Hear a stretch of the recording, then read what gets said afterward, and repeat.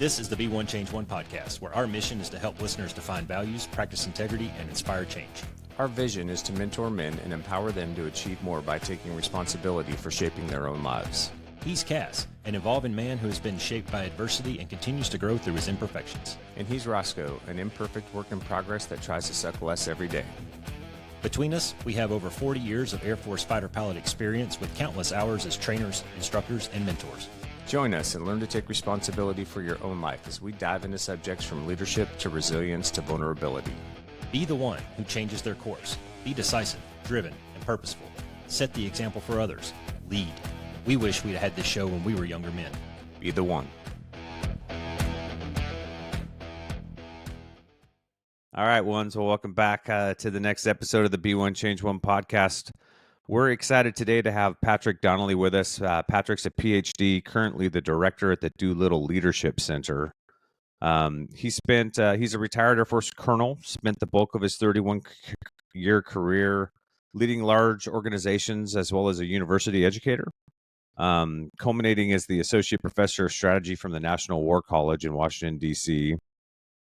He's commanded at a bunch of different levels, squadron group and ROTC detachment levels, and served a year in Afghanistan as an advisor to the Afghan Minister of Rural Rehabilitation and Development.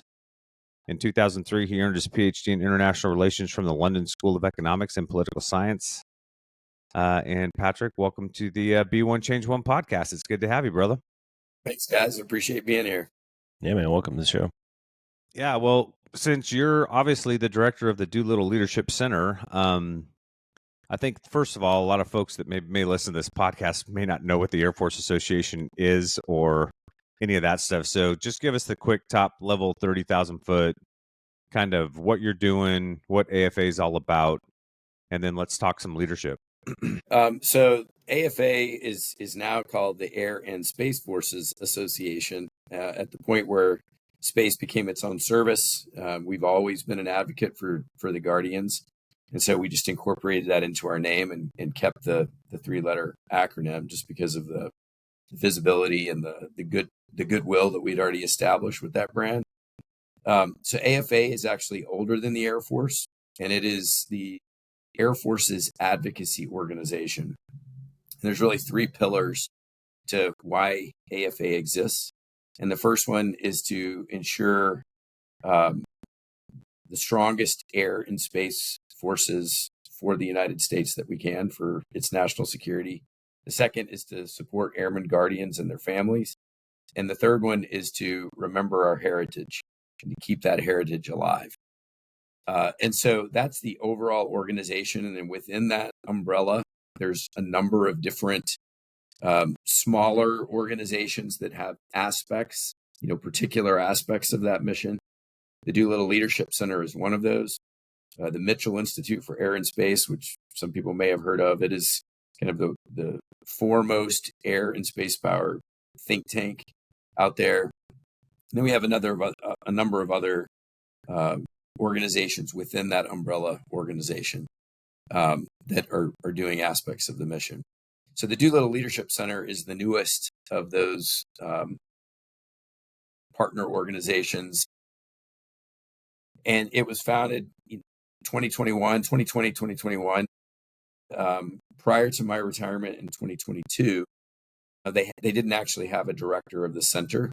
So it was a center in name, and they were doing some things under the guise of the Leadership Center, but it really didn't have a firm footing, a firm direction. And so when I joined in 2022, I was fortunate to be working for two great leaders who just said, hey, look, we hired you to be the director. You need to tell us what you think would be the value of the center and how that center can best support the mission of AFA. And so since 2022, I've really been involved in a startup, trying to find where can we best bring value, and then how do we ensure that as many people as possible can experience that value. Right on, man. So what got you? Let's talk a little bit about your background first, and then we'll jump into the leadership piece of it. Just tell us, how did you get into what was your desire? Did you have a desire to join the military at a young age? What kind of led you down are you an academy grad? What kind of led you down the path of becoming an Air Force officer and then serving for 31 years? in the military.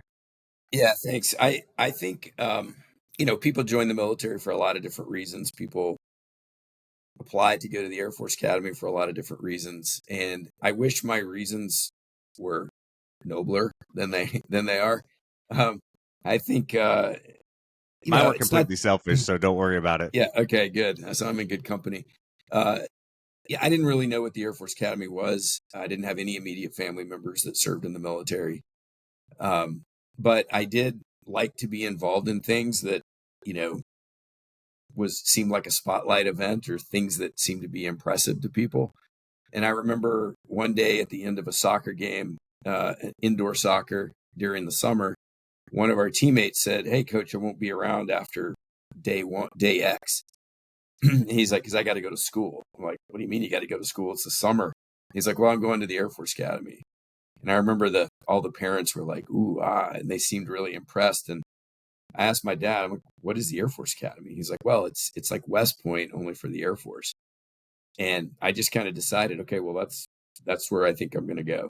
And um, I grew up in a patriotic home. My father was, a patriot for sure. And but that I think there was more selfishness in terms of this looks good or this seems impressive. That's probably the thing that drew me to that initially. But it wasn't long after I got there that I realized the disciplined life of the academy was exactly what young knucklehead Patrick Donley really needed to kind of put some guardrails up for me to keep me from going over the cliff. And it was while I was at the Air Force Academy that my life really began to change, and I grew up a lot, and I got rid of a lot of the nonsense in my life. And so I'm grateful for it.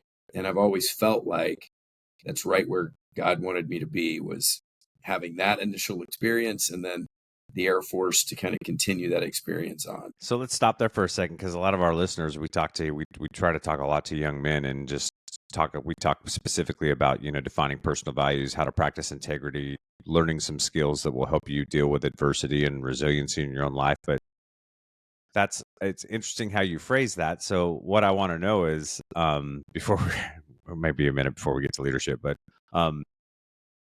what was it? What was it about your experience there that really started to change your perception, or, that what skills were you being taught in that setting that allowed you to take stock of where you were in life and what things you needed to do to change in order to really figure out how to get to where you wanted to be? Does that make sense?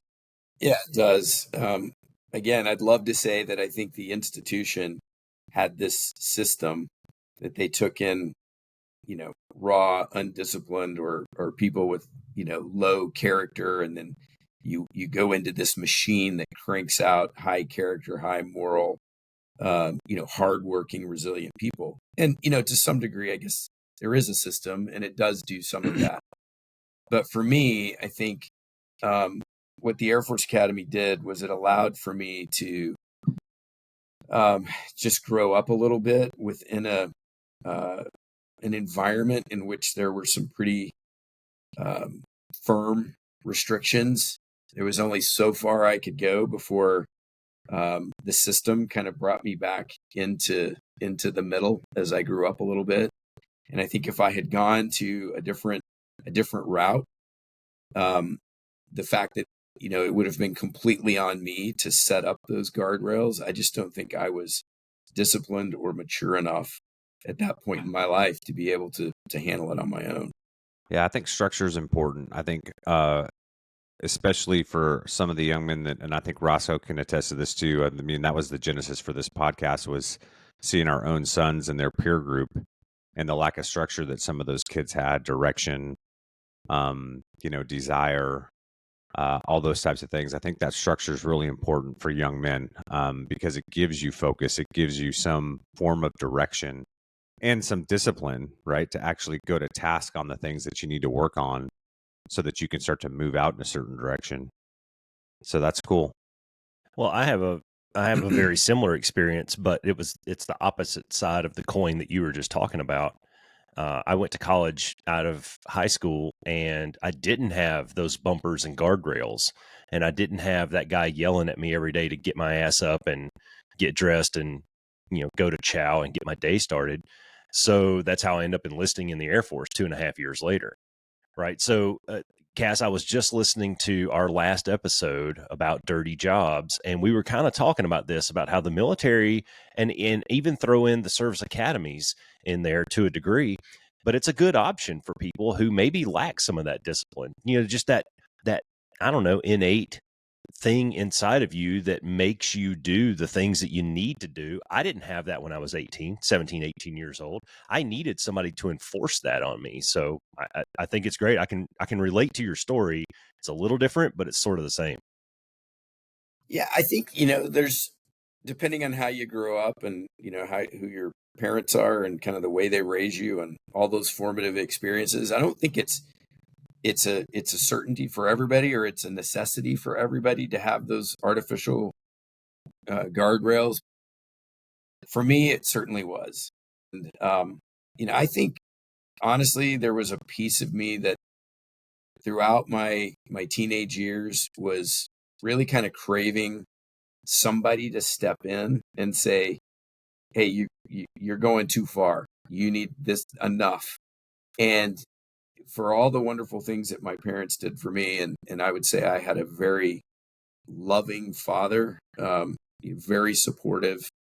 But the area in which I think he was lacking in terms of his parenting is being comfortable, kind of laying down the hard saying, laying down that boundary for me. And I think there was a part of me that really craved that, and I just kept pushing, hoping that maybe at some point the boundary would kick in. And when it didn't, I was moving in a bad direction. And the academy was something that I don't think I was mature enough to know this at the time, but I think deep down I needed something that was going to kind of keep me within the bumpers. Yeah, that's a super common story too. Yeah, it I is. know. Well, both of our sons, kind of went through phases like that. And one thing that's really neat for me, and it goes from the podcast to our careers to the books I've written to the speeches that I give at the ROTC units and different things. It's, not everybody has that guy in their corner that can guide them and be that light and be that roadmap for them. My kids, I think, hopefully one day they're going to grow up and realize how lucky they were to have somebody in their corner that speaks the language and can point them in the right direction with a decent enough moral compass that they can actually get there. Right. But not everybody has that. And kudos to the dudes who raise their hand and say, "I solemnly swear," because that becomes that roadmap for them. They're going to have a drill sergeant in a funny hat that's going to yell at them and tell them to put their feet on the yellow painted feet on the ground, and that's kind of where it starts. Right. And then ultimately, hopefully one of these days you develop that trigger mechanism inside of you that you can do all that shit yourself. Yeah. Well, Yeah. I think it also speaks to the value of mentorship, right? Because it can come in all kinds of different forms, right? And so, in one example of that is the one that you just explained, Roscoe, where, maybe you just get it by being at boot camp and having somebody show you how to wear a uniform and how to march around and how to do those basic tasks, right? And then obviously, as your career progresses through the military, there's a lot of chance and opportunity for mentorship. But I would also say there's a lot of people who, and we've talked about this a ton on the podcast before, just the value of mentorship. If you don't, if the military is not a direction you want to go, but you need somebody to kind of help you with that, then find a mentor, right? Find somebody who may be involved in that realm that you're interested in, and take them out for a cup of coffee and have a conversation with them, and try to gather some information, and try to seek out that mentorship where it's available to you. And then I would say too, for the older men that we have that listen to the podcast, like, dude, actively look for ways to kind of be a mentor. It doesn't have to be a direct, like super professional organization like you've used in the past, Roscoe, to help mentor people. It can be a very indirect and very casual method, but that mentorship is so valuable for young men. Yeah, I totally agree with that. And, I hear from people sometimes, older guys, that when it comes to, hey, would you be willing to engage with some high school or college aged young men? There's almost a fear and trepidation over, I don't connect. They're not going to listen to me. What do I have to offer them? And, I've spent a lot of my last 20 plus years engaged very directly with that sort of 17 to 25-year-old group of people. And my experience is exactly opposite. People crave having somebody who's been around a little bit, who's got some scars, who's got some wisdom, who actively are trying to engage and say, hey, look, I care about you, and I care about you enough that I'm going to be here. And I have never had a young person say like, oh, I'm not interested in your care for Yeah. me. It's exactly the opposite. They're hungry for it, and they Yeah. will forgive almost anything for just be interested in me and in my development. Yeah. Yeah, totally. And I mean, I'm sure each one of us could sit right here right now and list off, 3, 4, 5, 6 guys that were mentors, either directly or indirectly, through the stages in our life that helped us get on the paths that we eventually were on, and helped us achieve the successes to a certain extent that we were able to achieve, during our military careers and after. So that's definitely a valuable tool, is mentorship, and finding people that will take that vested interest in you, and then taking the time to actually sit down, listen, and learn from them, and absorb some of what they're trying to share with you. I think something too that, not to get it lost too much, but if you're one of those people who wants to put yourself out there to maybe be a mentor to someone, and it could be, a 17-year-old, it could be a 57-year-old, it doesn't matter, right? Buster was on here, and he's a mentor to me. He's an inspiration to a lot of people, which, I mean, you could sit here and we can dictionary define these different terms and try to get down to what we each believe those definitions are. But leadership, influence, mentorship, they're somewhat interchangeable. One Yeah. of the things, though, that I would throw out there to somebody who's maybe trying to get into this or inadvertently lands in it, sort of, I mean, that's probably kind of how I got into it, was just inadvertently by accident. But you sort of have to have your own shit together first, right? You can't look like a bag of ass walking into the room. You kind of have to have your own stuff together. So that gets back to like personal accountability and self-discipline. And those are the kinds of things that you probably learn through the service academy or through basic training or your early years in the Air Force. Yeah, I think it definitely helps. There's a lot of areas in which I think the services could do a better job, and Air and Space Forces in particular. I think our culture could do a better job of encouraging that, so that it becomes a greater part of our just who we are as airmen or guardians. In the fighter world, there's a different culture in terms of how willing people are to engage and give you the hard word that you need to hear, regardless of your position or your rank. But that's a very small percentage of the Air Force. Much of the Air Force and the Space Force, there's almost a tendency not to want to get into those hard conversations for whatever reason. And I think that's an area where a single person can't necessarily change the culture, but a single person can change the culture of the people who are engaged with them. And I think that's where we got to start, is how do I change the culture that's around me? How much of that do you think is the military mirroring society? Because I can tell you, man, when I enlisted in 1997, there was a line out the door of people who wanted to line up and tell me how bad I was at everything. It was part of the job, and nowadays, I think you're onto something here. And this might be a cool little rabbit hole to go down real quick, is how the military mirrors society, and society has sort of gotten into this snowflake, don't hurt anybody's feelings kind of rut that we've been in for, I don't know, maybe 10 years or so, 10, 15 years. Do you think that maybe the military is mirroring some of that now? I certainly think that there is an aspect of that. I go around all over the world teaching these leadership workshops, and I engage with kind of first line supervisors all the way up to pretty senior leaders at different bases. And I do hear from first line supervisors that they are having a more difficult time engaging with their younger troops, than that the things that worked for them aren't necessarily working on the airmen that they're currently supervising. And I think that comes from, we're drawing these people from society.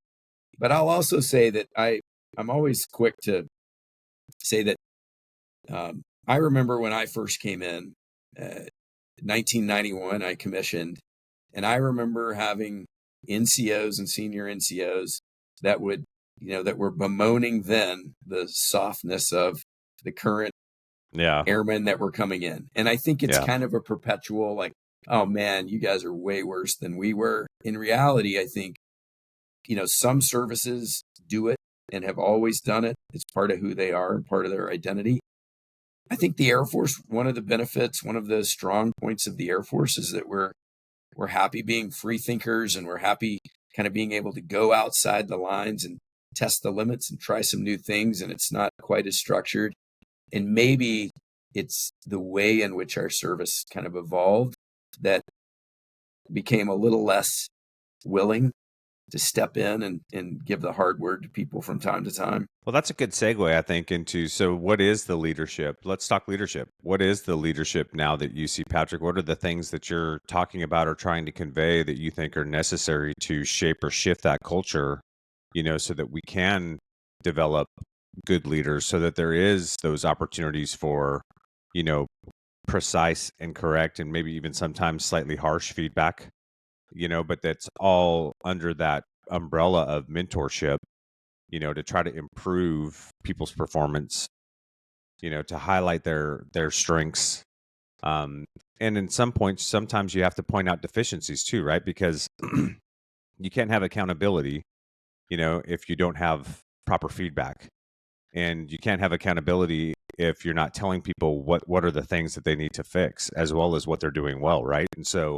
And I think that's part of what has, maybe I think you might be hinting at, Roscoe, is starting to be missing a little bit, is there isn't that there. I think every generation feels like that level of accountability seems to diminish to a certain extent.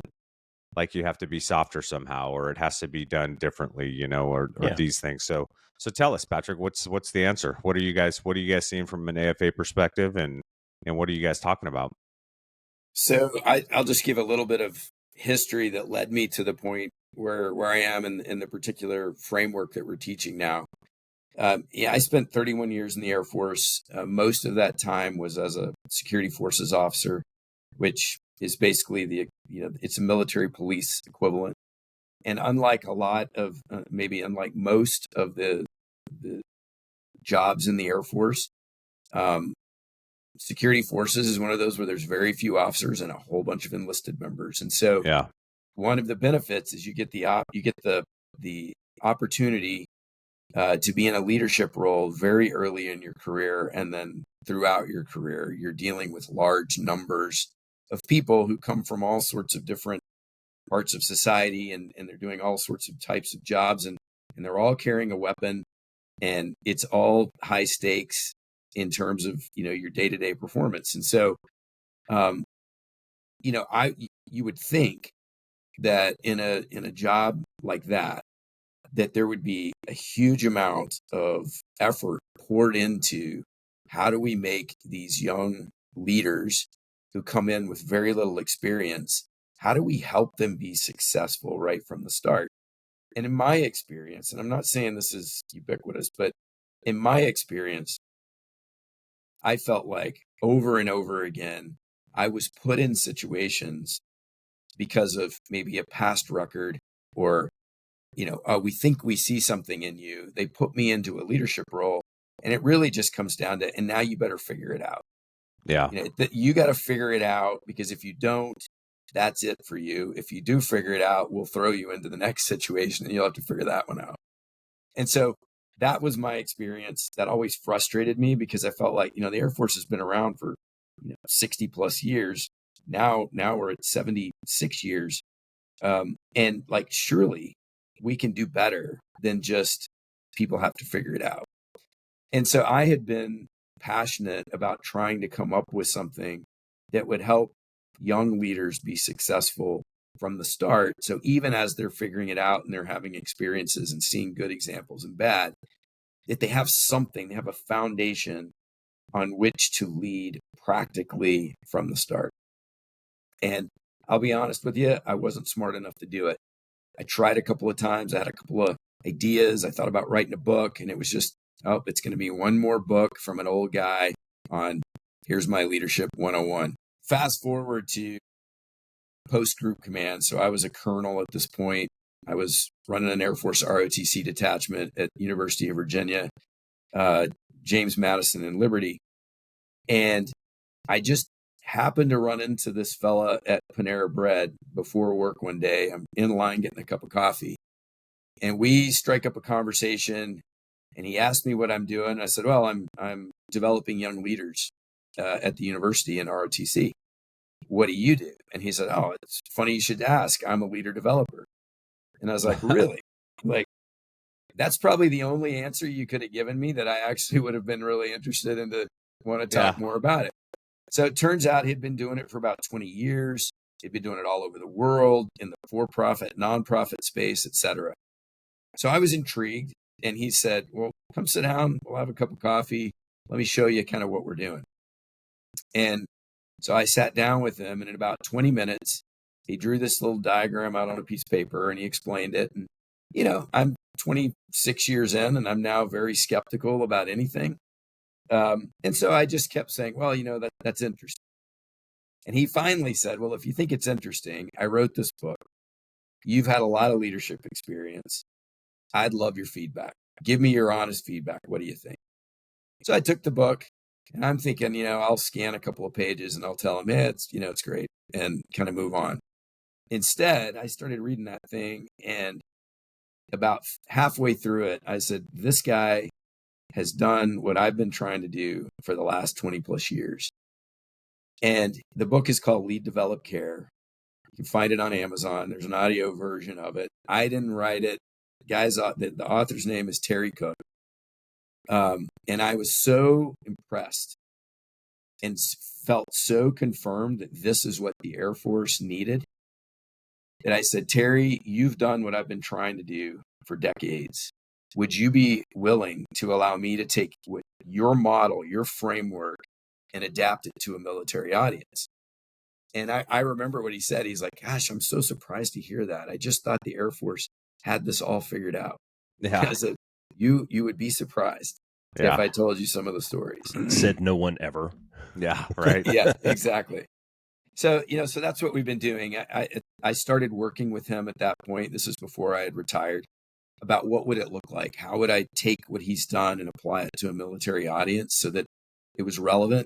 It felt relevant in a very different setting than what he had normally taught. And in 2023, summer of 2023, we started doing a couple of pilots to see if what Patrick Donley thought about Lead, Develop, Care was shared by other airmen and guardians from around the force. And we did a pilot class with about 400 to 500 airmen and guardians from around the country during that first summer. And the results were so overwhelmingly positive. I mean, it was like you were giving water to a, dehydrated person in the desert. It was just like, please give me more of this. That we knew, like, okay, what Patrick Donley felt when he read this is a shared feeling from young leaders around the Air Force.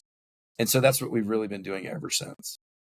So I'm happy to go into some of the details about what it looks like, but that's kind of how I got to where I am and why I'm doing what I'm doing now. Can I just ask a dumb question real quick? Because that's kind of my brand anyway. You've said airmen and guardians a few times now. Can you define guardians? What do you, who are you, what demographic, who are you talking about when you say guardians? Yeah, thanks. So when the Space Force became its own service, they started this process of, we're going to be our own service. We have to have our own identity. It doesn't make any sense to be in the Space Force and still call ourselves airmen. So the generic term for a Space Force member is a guardian. I thought it was spaceman. I didn't know. I'm being dead serious. I had no idea. Did you know, CAS? Yeah, I knew it was Guardians. God was dang space. it. See, I don't read enough. All right. That's okay.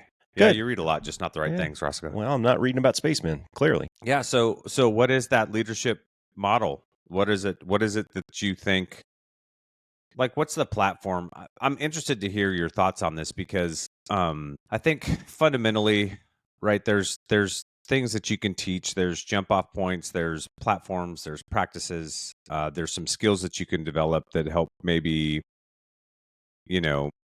cultivate leadership at a low level for people.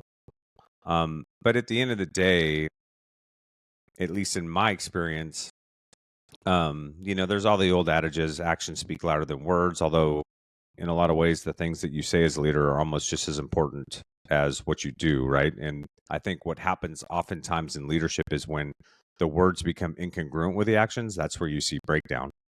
And so you have to find ways to be congruent in what you're saying and then what people perceive you as doing. And messaging, obviously, in leadership roles is always very important. But I think, too, unless they're tied to a specific set of values, whether those are core values for the institution or personal values that you want to show up with yourself and try to live by so that you can demonstrate integrity in the process of how you lead, I think it would be very difficult to do. So I'm curious what that platform is, what that structure is that you've created. Yeah, I appreciate that question. A lot of times people will ask, hey, we've done a lot of leadership stuff. What makes what you're doing any different? And if I was a bill payer, that's probably the question I would be asking is why yours and not what we've already been doing? And I'll relate it back to my experience. And that's most of the time when the Air Force said it was teaching me leadership, what it was really teaching me was ethics. It was teaching me how to be a good person. It was teaching me how to maintain my integrity. It was teaching me how to make decisions that didn't put me in jail, etc. And that's valuable. I mean, we need leaders who are ethical. But very few times did I feel like the Air Force was teaching me leadership in a practical way. And so I would come out of different military educational platforms with a new set of tools, with a new perspective on maybe who Patrick Donley is, what color am I, what lens am I, what 4-letter MBTI, Myers-Briggs letter code am I? Right. And that's all useful. I am not poo-pooing that at all. That's useful stuff. But when I show up to work and I've got a leadership challenge in front of me, my Myers-Briggs letters don't really help me in a practical way deal with that situation. And so what the model we teach is it's not just giving you a new set of tips and tricks, a new couple of things that you can add to your tool bag. It's trying to teach leaders how to think like leaders and how to work through using a leadership framework that allows people to take a leadership challenge or opportunity that they're going through and reduce it down to what is the root cause or the primary need in this particular situation. And once I know that, then I can reach into this bag of tools that I've accumulated throughout my life and figure out which tool do I need to address this particular problem. But I think most of us, when it comes to leadership, the model that we use is either intuition. It just feels right. This is what I've seen happen work before. I've been around long enough that I think this is probably the right way to go. Or more often than that, it's a grab bag approach where, gosh, complicated situation. I've got a big bag of tools. I'm going to start throwing out tools, seeing if it'll address it until finally something begins to make a difference.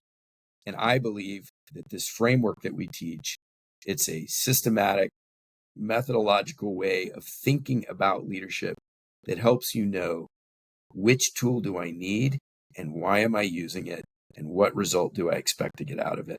It changes everything, in my opinion. This is really refreshing to hear it framed the way that you just framed it. Took me right back, CAS, to red flag mission commander. You're given a folder and it says, here's your mission. And you have to distill that down into what's the commander's intent, what are my targets, and why are we hitting them? What are the priorities and that kind of stuff. And so to speak to your process and your framework, we've been doing that in tactical aviation for years. And I'm I'm genuinely surprised that it's taken that long for someone to take that same process and overlay it onto other things, because we've proven time and time again that it works. It's actually not that really that hard when you understand the commander's intent and what the task and purpose is. You quickly develop objectives, and you've got, like you said, you've got your little toolkit over here. You've got your weapons, you've got your aircraft, you've got your pilots and aviators, and they've been training for years and years to use their TTPs to fulfill that objective and then meet the commander's intent. So to see that overlaid on something as, dare I say, abstract as leadership, that's cool. Now you've that's a terrible word. You have put left and right boundaries on it. You've put this matrix over the top that you can execute over and over and over again. Yeah, I haven't thought about the mission command approach with regards to flying, but I think that's a great analogy. The analogy I often use with the students is my father-in-law is getting older, and as things break and he needs more and more assistance in trying to fix those things, when we go over to the house, he has a garage full of tools, and I know how to use just about every tool. But I don't necessarily, just because I know how to use the tools on the wall, doesn't mean I know how to fix the particular thing that's broken. I need a set of a blueprint. I need a set of instructions, or in 21st century terms, I need a YouTube video. I was going to say, that's what YouTube's for. Yeah, I need that. It tells me to fix this, you need this tool and you loosen this nut. And then you take this tool and you remove this cover. And it's that framework or that blueprint that Lead Develop Care is actually doing. It's providing people with a blueprint to help them get at which tool do I need to solve this particular problem. That's good, because I think we've all fallen into that trap of, if all you have is a hammer, everything looks like a nail. And that's Right. all we had for so long, was all we had was hammers. And eventually you run into a problem. It's a screw. It's not a nail. And you can whack on that thing as much as you want, so to speak. And it's just not going to do the thing that it's supposed to do, because it's not designed to be whacked with a hammer. It's designed to be screwed with a screwdriver. And so the more tools that we can throw in our tool bag, I think, I can see the analogies and I can see the metaphors. I don't think that they're all terribly different. It's neat to see that there is something repeatable that we can do now. I'm having a hard time formulating my thought real quick, so I'm just going to shut up before I ramble too much. No, but well, it sounds I think what you're. Go ahead, Pat. Go ahead, Patrick. Go ahead. I think what you're describing is that sense of like, why hadn't somebody thought of this before now?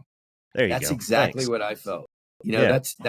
That's exactly what I felt, is why we've been around for a long time. Why hasn't somebody come up with something? And so when I started reading this book, I was like, holy cow, this actually puts a framework around what I should be doing on a regular basis and gives me a way of thinking about challenges and opportunities that still afford me the ability in the end to select the right tool for the particular job. But I'm not just on my own. I'm not just trial and error. I'm not just throwing random brainstorm solution at it. I've actually got a rational reason that I'm doing what I'm doing. So it sounds like fundamentally what you're doing. So I agree with Roscoe. I think the red flag analogy is really good, but it also sounds, when you were first talking about the process or the framework, it reminded me of like the fighter pilot debrief, right? So we're going to look at what's gone wrong. We're going to break down what the issue is. We're going to find out what's the root cause of the issue that we're trying to solve, because that's going to give us, our learning point. That's going to give us what we need. That's going to tell us, that's going to be directive and help us figure out what it is that actually needs to be fixed so that this doesn't happen again. Are you guys doing some of that in that process as well? Yeah, I think the way the framework works, you can actually use it very effectively in a proactive way, which is another thing that was always frustrating to me. Hey, don't always make me wait until I have to be reacting to something. Give me tools that enable me to get in front of the curve, to try and minimize the number of things I have to react to. But then when there is a situation that has come up and I have to react, to go into what you just said, CAS, is, okay, now, given this thing that's in front of me, how do I reduce this down to where is the primary need in this particular situation, or the root cause that has led to this, and then what do I do about it? So that, address it. yeah, the picture that comes to my mind is in personal people leadership often feels like a giant knot, and your job as the leader is to try to untangle this knot. Well, if you're going to untangle the knot, you've got to find the one string that begins to pull.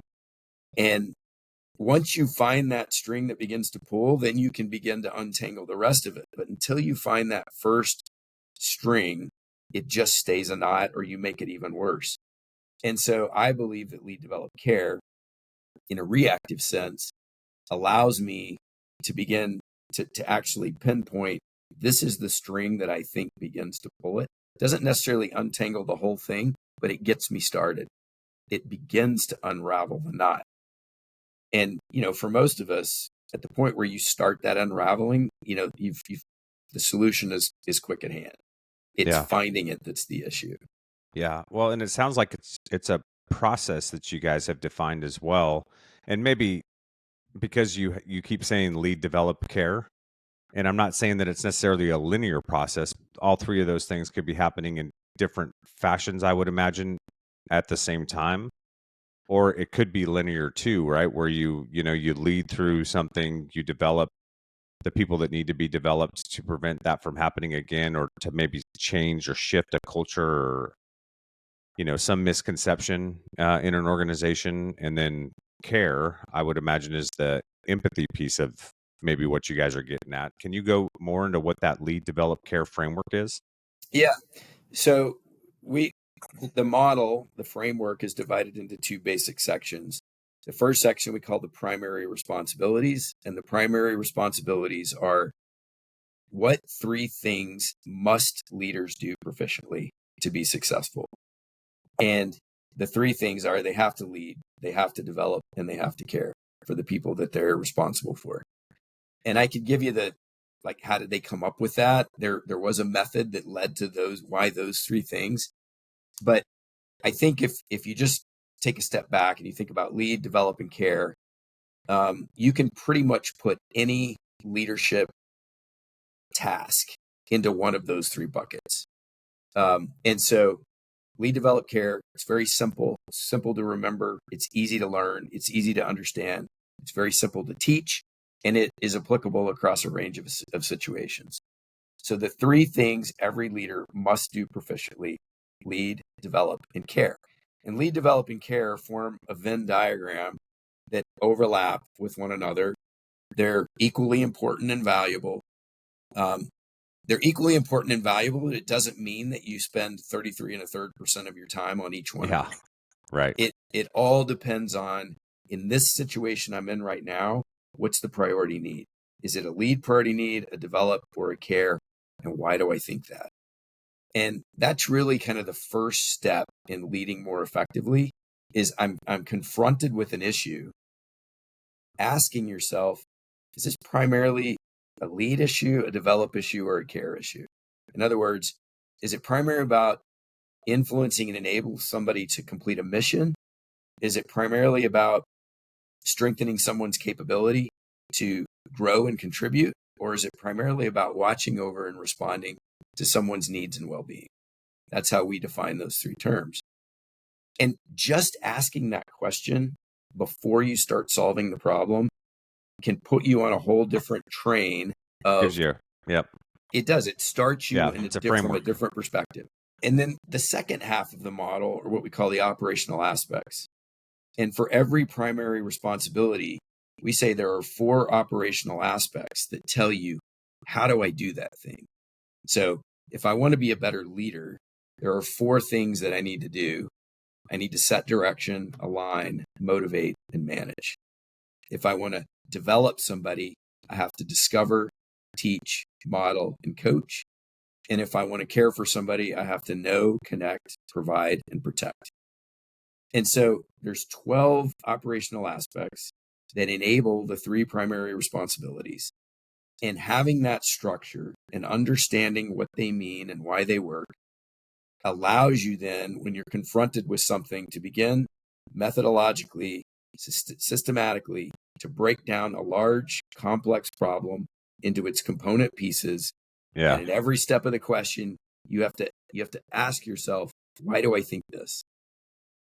Why do I think this and not that? Or which one has to happen first? And by doing that, you end up taking a complicated problem and you narrow it smaller and smaller until you get to that. This is what I think the primary need is. This is where I need to apply my tools. And now I can develop a solution set that gets at that particular thing. I think it's pretty cool when you look at it just from an academic point of view. My question, just as you were talking, my question was along the lines of, when the bullets are flying, where do I apply this? Because I'm not sitting there going through my Rolodex and my pie charts and my Venn diagrams in my brain. I want to get away from the bullets, and I want to get my buddy away from the bullets. Yeah, absolutely. I mean, there's absolutely going to be times when you're in pure reaction mode and there's not time to do some kind of deep self-analysis. But if you have been employing lead developed care on an ongoing basis when the bullets aren't flying, then your people are going to be more effectively led. They're going to understand where they're going. They're going to be developed so that they have the skills necessary to rise to that particular occasion. And they're going to feel cared for in the sense that I know you've got my back. And so you have built up a level of trust through your previous care for me that I now can say, okay, bullets are flying.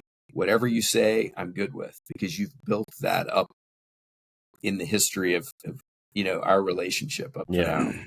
So I had this question written down earlier too, and it's along these same lines, but this goes back several minutes when you were initially talking about the framework, and I just wrote down, how does experience play into this? I'm imagining, and you'll answer this, but I'm imagining that when you're young, like you were second lieutenant in charge of, 50 airmen or whatever, you're probably leaning really hard into the development piece of it because you're trying to learn how to be a leader, right? Obviously there's components of the other two, but it's a sliding scale, a spectrum, I guess. And then as by the time you're in 06, it's probably a little bit different. Maybe you're not developing as much anymore. You're teaching and you're passing down lessons and things like that. Yeah, I think the way I would turn that question a little bit, or that idea around a little bit, is leading, developing, and caring is what the supervisor or the leader is doing for the people that work for them. Now, you can also lead, develop, and care yourself. You can recognize in yourself there are things I need to be doing to further develop my proficiency in each of these areas. And so it certainly applies, back at you. But I would say, even as an 06, there are people who are looking to me for good leadership, and I owe it to them. Just because I'm an 06 and I'm thinking about more operational or strategic things, I still owe it to the people who directly report to me to lead them well. And I still firmly believe that if I'm going to lead them well, it really comes down to, am I leading, developing, and caring for them as individuals, and doing it very intentionally. Now, as a young leader, there are some areas that you're obviously more capable in. The more experience you have, the more expertise you have, you are able to bring a level of knowledge and maturity to some of those situations that you don't have when you're young. And so you're trying to gather all that in as NCOs, and other officers are trying to mentor you and develop you in that process. But even as a young, what we would teach is, even that brand new staff sergeant or that brand new lieutenant, by understanding I have an obligation for the 5 people I supervise. How do I lead you more effectively? How do I develop you more effectively? And how do I care for you more effectively? To the degree that I am able is my responsibility to you.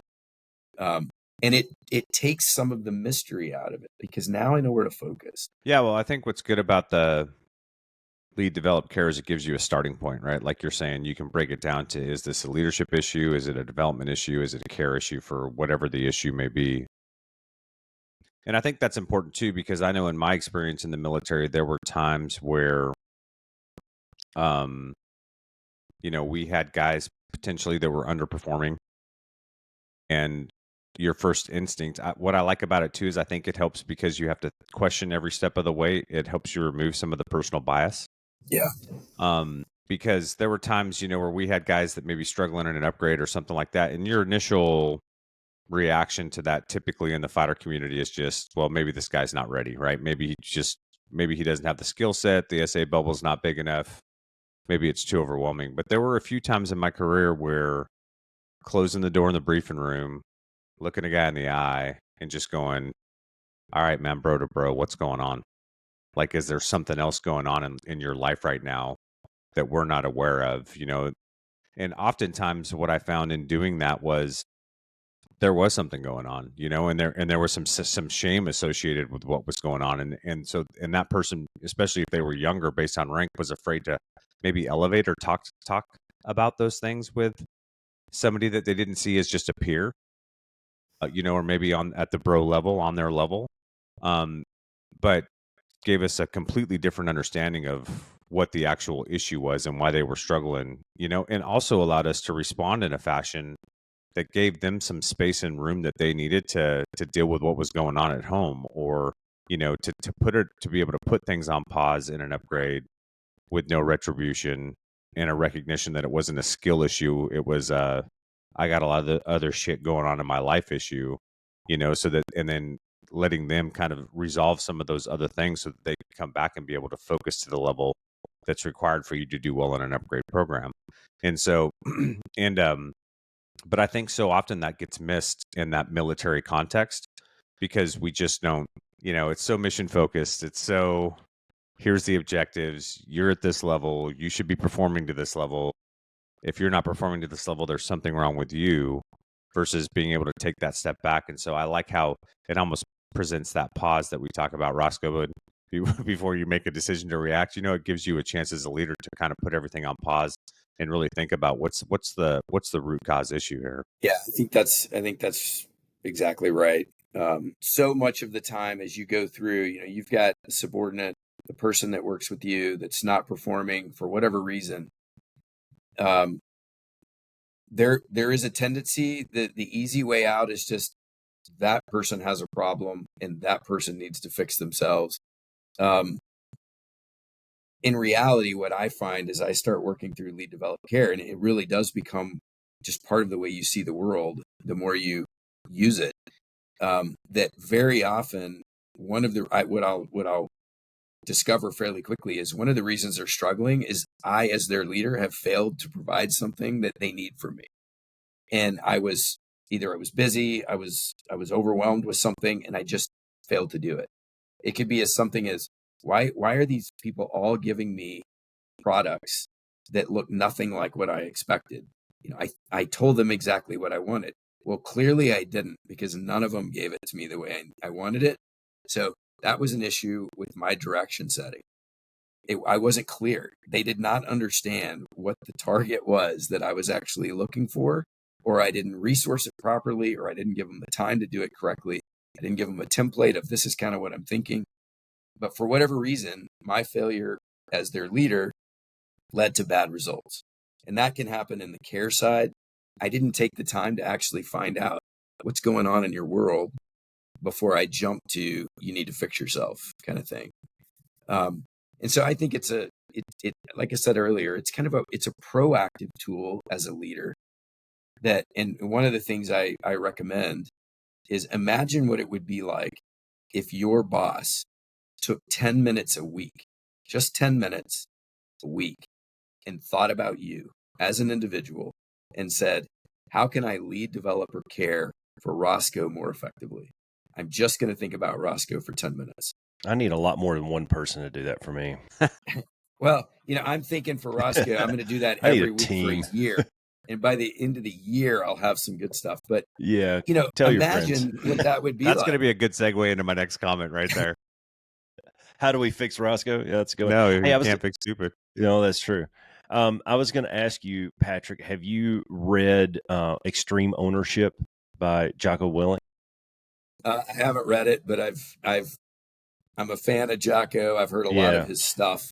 So I'm pretty Well, you've familiar with probably where he's going with it.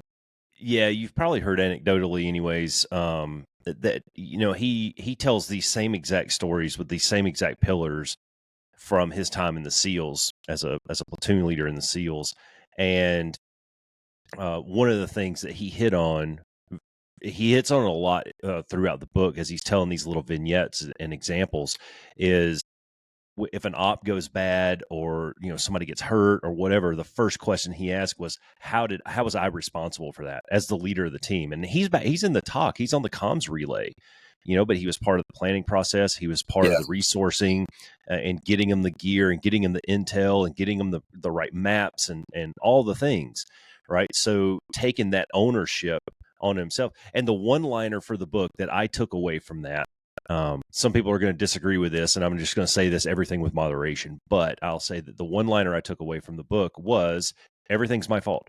And when I started rethinking about things like that, that's how my book Work Hard, Don't Suck came from. Is there was a Father's Day, was it 2021, I think it was, when none of my kids texted or called and said Happy Father's Day. And normally I don't give a shit, right? It's whatever, it's another day, who cares?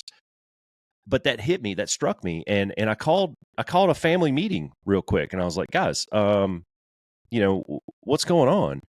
In between them not texting me and calling that meeting, I did a lot of reflection on exactly what you were just talking about. Like, how did I influence that action? What was my part to play in all this? Because I can't believe that my kids just hate their dad all of a sudden. Maybe they do, I don't know.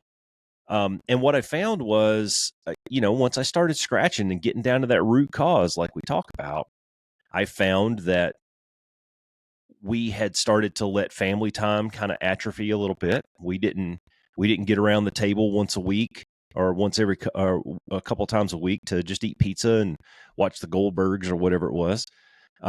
We didn't do things as a family. So my role in that as the dad, as the leader, as the protector of my environment here, I took some ownership of that in the meeting, and we established mandatory family time. And when we say family time, it's, dude, cell phones in the basket. We're sitting down to go eye to eye conversation for a little bit.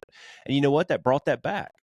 So I think I mean, that's a good example. And if any of our listeners haven't read Extreme Ownership, it's a good read. It is a wartime leadership book. So if you're not into blood and guts and bullets and shit like that, then probably not for you. But I took a lot of value from it. Well, that's a good example too, Roscoe. I think about how transferable, what Patrick's talking about can be, right? Where it's not just something that you maybe can just use at work, right? But you can use it in other aspects and facets of your own personal life as well. But one thing I wanted to ask about, because we had a little conversation earlier where every generation thinks that the generation behind them is softer. You were saying at the beginning, Patrick, like having those harder conversations. And I'm just interested on the care aspect. Like, we were talking about, it goes back to accountability. And I think that care sometimes, right, what do we call it growing up? Tough love, right? There are times where care can show up in kind of a aggressive and vicious manner. And not to say that you're mean or mean-spirited in what you convey to an individual, but sometimes you have to be truthful and honest about performance or lack of performance or capability.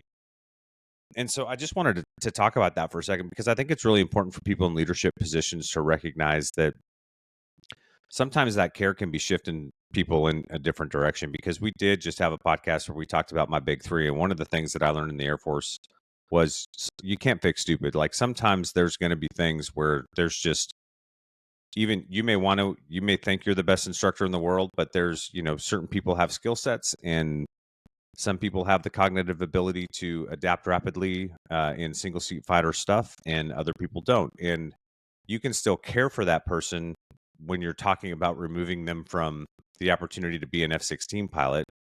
And shit, even though they're going to have to go through a difficult process of a flight evaluation board and all that stuff, but in the long term, you're not just caring for that individual, but in some ways, in respect, you're also caring for the organization, because sending them down the line to a combat Air Force squadron when you know that they're not capable and they just don't have the abilities to do what you're going to ask them to do on a day-to-day basis, that's care, right? And it's Yeah. also care for the individual, because all those guys that ever happened to, that I was a part in having that conversation with, they go to an FEB, but they always keep their wings, and then they just go to a crew aircraft, Well, which is Cass, just what what they're about more the suited for. yeah? Well, what about the other dudes in the squadron?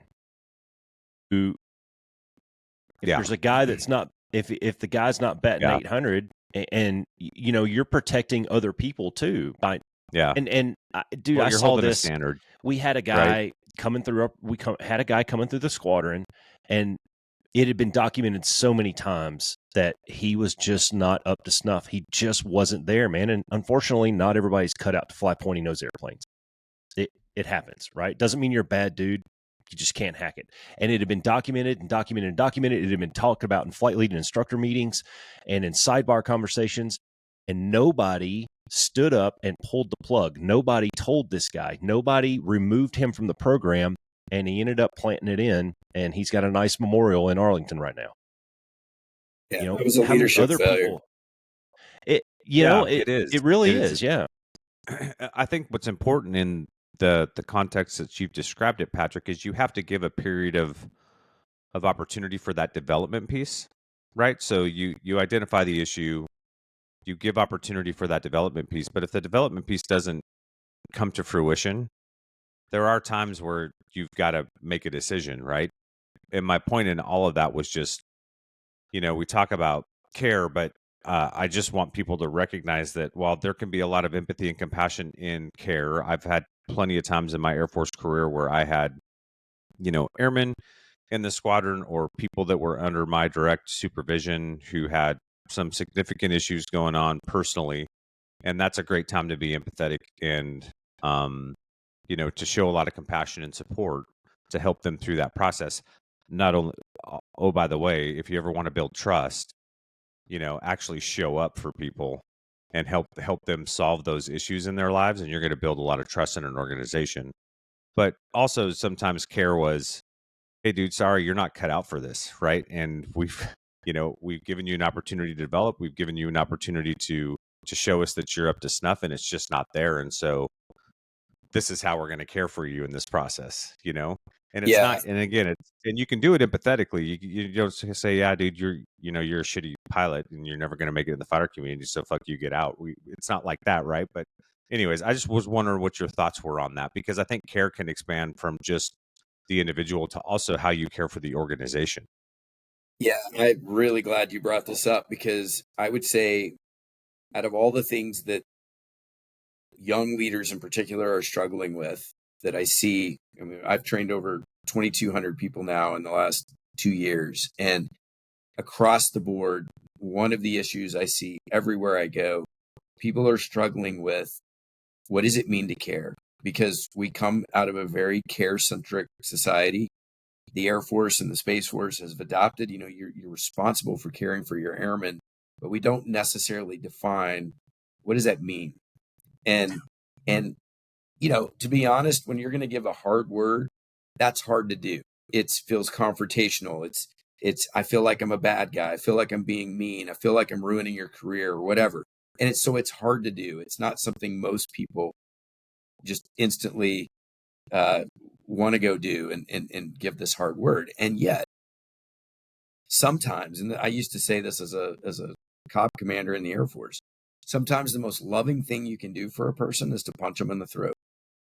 Not literally, but the only thing, if you're going to try to rescue somebody from themselves, rescue someone from their own bad behavior that is going to ultimately result in them being kicked out of the Air Force or going to jail or whatever, you have to correct the behavior. You have to correct it. And sometimes that means you're going to have to smack them across the head.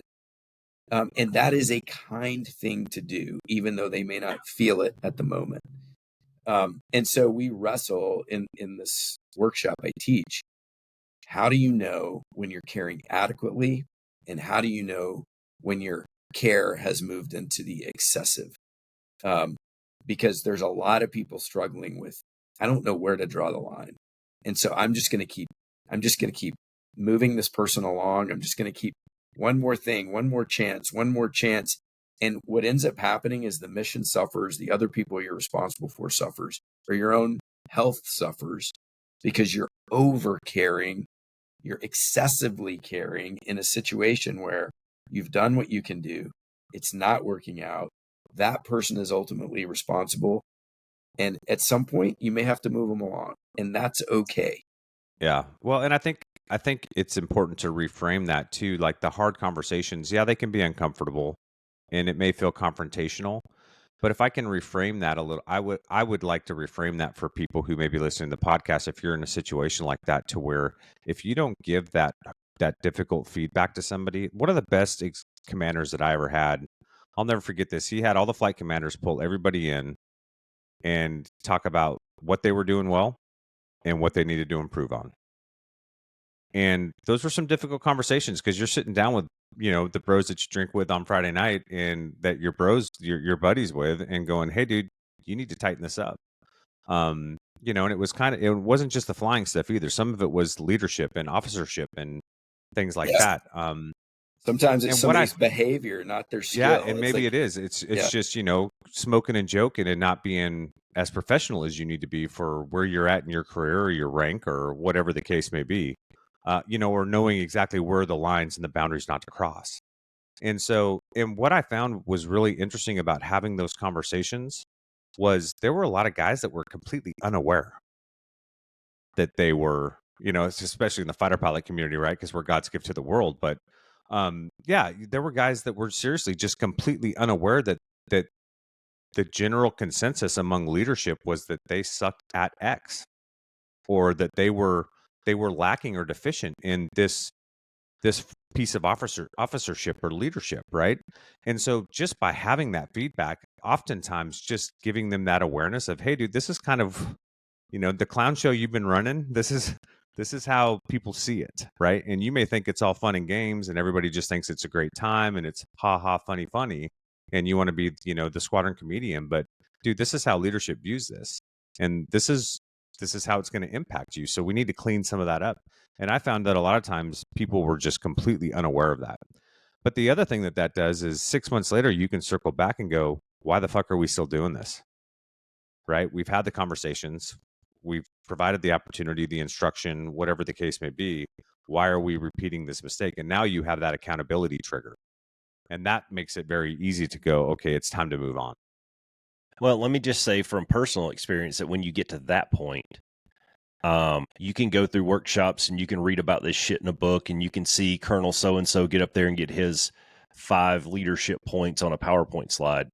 But when you actually sit down across from another human being and you watch him weep because you give him feedback and you tell him all the areas that he's screwing up, and then you have to write him a referral evaluation report at the end of the year, and when you sign that with a wet ink signature that he will never get promoted again, that's something that I still think about. And it's been 13 years since that incident. So going through the workshops is great. Getting that experience and getting that teaching from the Donleys out there of the world, that's all great. I'm just going to tell the would-be leaders out there that when you actually sit down to do it, it's a tough thing. Yeah, it can be difficult to do for sure. Yeah, and if it's not difficult, there's probably an issue with your care level, your empathy level. I was about to say, maybe that means that you're not caring about that individual. Yeah. Yeah. Well, and I think it goes what you were referring to earlier too, Patrick, where you're talking about, maybe care starts to get excessive. To me, that comes across as there's been no standard of performance, of behavior. There's no standard that's been established within the organization, right? So if we have a standard that we establish, and I think this is one thing that we were also pretty good at in the fighter community doing, is there's a standard of performance that's expected on any given ride, on any given day, for any given upgrade ride. There's a criteria you have to meet, and you either meet it or you don't. And if you don't, we're going to have some serious conversations about what you need to do to get there, right? And so I think oftentimes when leaders fail to kind of set that messaging up front, like you were talking about, I don't remember exactly what the 4 things that you've been under lead was, but one of them was around messaging, right? if you're not good at doing that, that's where potentially you failed as a leader, because if people don't know what the standard of performance is, they're gonna, you may have sharp people that just show up and do really good work every day because that's integral to them. And then you may have some people that don't, and they play the boundaries as much as they can and do as little as they can to get away with what they want to do, on their own schedule. So Yeah, I totally agree. That initial, we call it setting direction. It's really about laying out a target, but part of that is it clear? Is the outcome, is the output did he clear, freeze? and is it adequately Yeah. resourced, et cetera? And if it's not, you shouldn't be shocked when. Hold on a second, Patrick. Can you hear Yeah, me? it's looks like it's trying to reconnect here. Yeah, that's okay. You froze for a second there. So you were saying that underneath lead was, I don't remember what your term is. Yeah, hold on one. Okay, you're back. Can you guys hear me okay? Uncomfortable silence. Since we're not going to edit this out, you got to say something, Roscoe. I can't hear you now either. Nope, I don't hear you either. It's because my mic was mute. My No. mic was muted. I've been over here sniffing and sneezing this whole time, Oh, so I yeah. don't want everybody hearing that. Roger. Dude, this is good stuff. I hope that we get Patrick back so we can put a bow on this and wrap it up. But yeah, I mean, I got a page for yeah, he gone. So let's just wrap this up. We'll get him back maybe in a little bit, and we'll figure out how to tie this up. If nothing else, you and I can wrap it up. Yeah, let's wrap it up. We had a guy on a while back that professed leadership, and he had written a book and whatnot. And I think through the course of the conversation, not to bag on him, but I think through the course of the conversation, we thought that he was talking more about management than anything. He's managing processes, he's managing people, and putting the shell game, put the right people in the right places. That's great. That's management, man. That's shuffling pucks on a scheduling board. All right. What Patrick is talking about is like getting down to the individual level and actually giving a shit about your people. And that's right. And yeah. So that was refreshing to hear an actual leader talk about leadership, not a manager talking about management and putting a leadership tag on the front of his book. Yeah, and I hope they're successful with what they're trying to do, because I think you and I both see what he saw growing up in the military, which there isn't really. We have different things along the way, like SOS and things like that are supposed to be leadership development events, but they're not. Dude, they're just, it's kindergarten. It's just fluff on fluff, right? It's macaroni. And this is actually, I like the lead, develop, care. It's actually a very good way to distill it down into, hey man, where am I at in this process? And one, have I done something that did I fail in some way, like you were talking about with the excessive ownership as a leader, and there's something that I need to fix on that end. Was my messaging not correct? Was I not clear in defining a standard for the squadron? Or is this a point where we need to work on development, or is this a point where we need to focus on care? I think that's a good way to break it down, because it gives you at least an initial vector. And I would imagine that, when you're brand new and you're starting this out, if you're a 20-something who's been thrown into a supervisor or leadership role, you're probably going to spend more time in the development area, trying to hone your craft and trying to learn from other people. And I would encourage you, you guys hear me take the military construct. If you're a brand new second lieutenant, go find the senior NCO that's been doing this for 20 years. And pick his brain and learn from him. Absolutely. Because that's that mentorship piece. Right? Exactly. That's how you develop yourself. That's developing, right? So you might spend a little bit more time in that bucket. I mean, at the end of the day, sure, you're the lieutenant, so you got the signature on the thing, whatever it is. But signing a piece of paper and putting something into action, that's not leadership.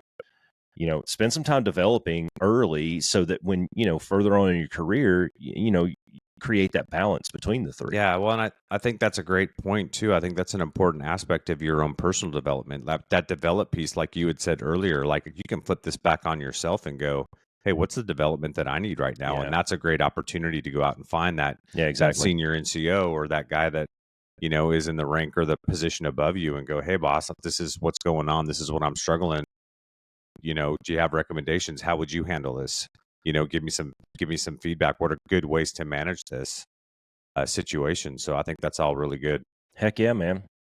All right. That was good. I wish we'd have got him back, but but maybe we'll have him back on. Yeah, we'll have to have him back on. And when he's got a better microphone too, and Sure, you're right. Yeah. we'll All have right. a better discussion about, or we'll have a more in-depth discussion on leadership. Patrick So- Donley, look for him to do great things with the Air Force and or the Air and Space Foundation. Yeah, and if anybody wants to reach out to him for any reason, because we don't have him on right now, I'm sure if you just go to AFA, you can probably find him on their directory and get his email and shoot him an email, or find him on, LinkedIn or wherever. It popped right up. He's the director. It popped right up on Google. Yeah. I There you talked go. to him a little bit when we started. Cool. All right, man. Be the one. All right, be the change. Thanks for flying with the Be One Change One podcast. If you got something out of this show, then be the one and share it in your circles of influence. You can be our wingman through our website at www.b1change1.com. That's B and the number 1, change and the number 1.com. We invite you to be the one and join our fighter squadron on social media at B1Change1 on Facebook, YouTube, and Twitter. You can follow us at Paul Roscoe White on Facebook, Instagram, and LinkedIn, as well as Roscoe's website, www.paulroscoewhite.com. You can email us from the website, and please leave comments, share, and ask questions, or leave ideas of things you would like to discuss on future podcasts.